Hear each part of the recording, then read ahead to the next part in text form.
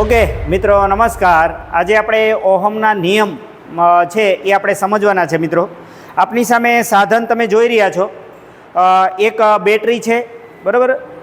અવિભાઈ આ બેટરી બતાવશો. આ બેટરી છે જેને આપણે વિદ્યુત કોષ પણ કહીએ છીએ, બરાબર. એમાં આ ધન છેડો છે, બરાબર. આ ઋણ છેડો છે આ બેટરીનો. અત્યારે મેં આ ઓફ રાખેલો છે. પછી બંને છેડા અહીંયા મેં બેટરીમાં આપ્યા છે.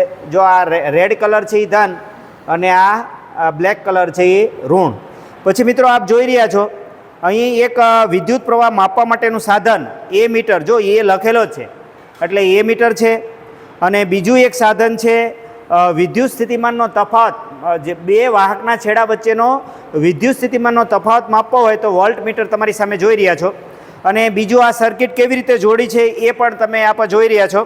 અહીંયા વોલ્ટ મીટર અવરોધ, આ અવરોધનો સંકેત છે, એને વોલ્ટ મીટર સમાંતર જોડ્યું છે. અહીંયા એ મીટર જોડ્યું છે. રેડી મિત્રો, અહીંયા બેટરી જોડી છે. તો આ જોડાણ આની અંદર આવી રીતે આ જોડેલું છે. જે ઓહમની આપણે ટેક્સ્ટ બુકમાં જે સર્કિટ આપી છે દોરેલી ઓહમના નિયમની, એ આ જે પેટી છે લાકડાની એની અંદર એ સર્કિટનું જોડાણ કરેલું છે. તો મિત્રો હવે આપણે શું કરવાના છીએ કે અહીંયાથી આપણે વિદ્યુત કોષ છે એ આપણે ઓન કરીશું. એટલે આમાં શું થશે, અહીંયા જેવો વિદ્યુત પ્રવાહ વધશે, બરાબર, આ વિદ્યુત પ્રવાહ વધશે એમ અહીંયા વિદ્યુત સ્થિતિમાનનો તફાવત એ વધશે.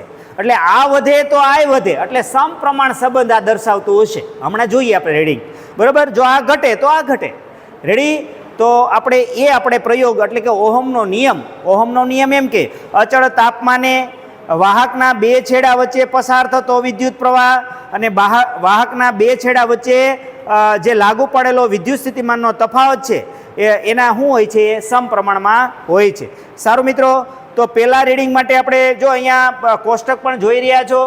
જે કોષ્ટક મેં દેખાડ્યો છે કે ભાઈ પહેલું આપણે રીડિંગ લઈશું 1.5 વોલ્ટ.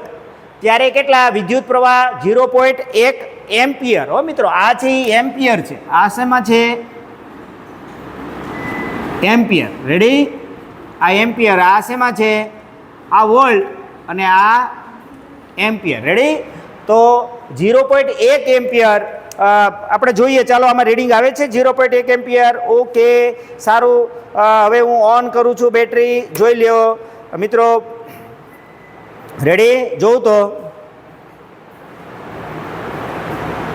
કેટલો આપણે 1.5 વોલ્ટ.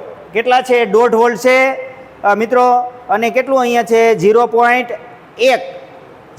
જો અહીંયા જોઈ લો, અહીંયા દોઢ, બરાબર. આ દોઢની નજીક છે ને, એટલે 1.5 વોલ્ટ અને અહીંયા 0.1 એમ્પિયર આ વિદ્યુત પ્રવાહ માપે છે. આ વિદ્યુત સ્થિતિમાનનો તફાવત માપે છે. રેડી.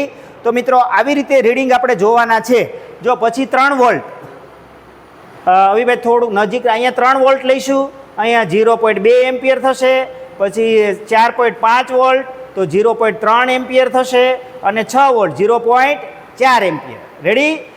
પછી આટલું આવું રીડિંગ આપણે થોડુંક જોઈ લઈએ, બરાબર. આપણે અવિભાઈ આમાં બતાવો. જો આ રીડિંગ પાછું બીજું જોઈએ આપણે. જો આ બધા રીડિંગ જો મિત્રો આવ્યું છે. આ વધે, જો આ વધ્યું તો અહીંયાય વધ્યું. રેડી. જો અહીંયા કાંટો આમ ગયો ને તો અહીંયાય કાંટો આમ ગયો તો પાછું ઓહ. રેડી મિત્રો. તો અહીંયા ખૂબ જ વધારે વોલ્ટેજ થઈ ગયા એટલે વિદ્યુત પ્રવાહ અહીંયા પણ વધે છે. ફરીવાર હજી એકવાર જોઈ લો ભાઈ કે આ જો અમે ઘટાડ્યું તો ઘટે છે. જોયું? આ ઘટાડ્યું તો ઘટે છે. અહીંયા ઘટે છે ને અહીંયા ઘટે. જો અહીંયા વધ્યું, ચાલો વધ્યું. અહીંયા કાંટો આમ ગયો વધારામાં, અહીંયા કાંટો વધી રહ્યો છે. જો વધ્યો તો વિદ્યુત પ્રવાહ પણ વધે છે અને વિદ્યુત સ્થિતિમાનનો તફાવત પણ વધે છે. હવે આ બંનેના રીડિંગની મદદથી આપણે શું શોધી શકીએ ભાઈ? આર શોધી શકીએ. હાલો, આર ગોતવું હોય તો શું કરવાનું ભાઈ?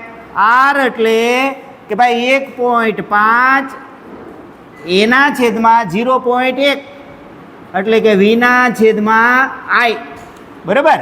એટલે કેટલા થાય? બરાબર 0.1 છે ને, એટલે કે 15 છેદમાં 10. આ 1ના 10 ઉપર લખો, 10 ગયા એટલે કેટલો જવાબ આવ્યો? 15 ઓહમ. હવે બધાયનો ભાગાકાર 3 ભાગ્યા 0.2 કરો તો 15 આવશે. 4.5, બરાબર. 4.5 વોલ્ટ ભાગ્યા 0.3 કરો તો કેટલો આવશે?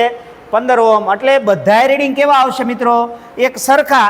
એ રીડિંગ સરખા આવે પછી અહીંયા ગ્રાફ દોરી નાખવાનો. અહીંયા વોલ્ટેજ લેવાના. આપણે શું લેવાના? વોલ્ટેજ, અહીંયા વિદ્યુત પ્રવાહ 1.5 વોલ્ટ ત્યારે કેટલું આવ્યું 0.1, પછી 3 કે ત્યારે કેટલું આવ્યું 0.2, પછી 4 વોલ્ટ ત્યારે કેટલું આવ્યું 0.3, અને આનો તમે ગ્રાફ દોરો તો આવી રીતનો આલેખ છે એ સરસ મજાનો તમારી સમક્ષ આવશે. રેડી મિત્રો? તો ફરીવાર હજી એકવાર જોઈ લો ભાઈ કે વિદ્યુત પ્રવાહ છે. રેડી મિત્રો? તો આ પ્રયોગ અહીંયા આપણે પૂર્ણ કરીએ છીએ મિત્રો.